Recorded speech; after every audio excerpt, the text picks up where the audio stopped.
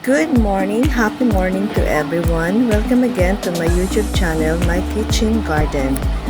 Ngayong umaga ay mag-harvest po ako ng aking mga alugbate kasi mahaba na po yung kanyang mga tangkay. Ayan, puputulin natin yung mga stem na mahaba na para ang iba naman ay makatubo. Nakakatuwa po na sa tuwing umaga ay makikita mo na yumayabong yung mga tanim.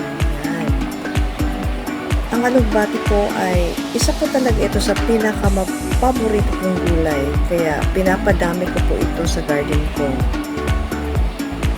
Kasi po ang alugbati din ay ulitin ko po dun sa una kong vlog na mention ko doon ang mga benefits na makukuha natin, ang mga vitamins na makukuha natin dito. Ang kagandahan po ng meron talagang garden ay makakalibre tayo sa mga gulay, hindi na tayo bibili sa market. Kasi sa ngayon, ang mahal-mahal po talaga ng alugbate.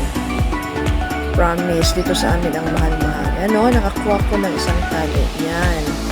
Mamaya ay isang isang gulayan na yan. Yung mga greens, ang lalapad ng dahon. Tapos yung red alugbate naman, ang tangkay naman niya ang mahahaba. Thank you for watching po. Please, pa-share naman at pa-subscribe if nagustuhan nyo ang video kong ito. Have a nice day everyone. God bless.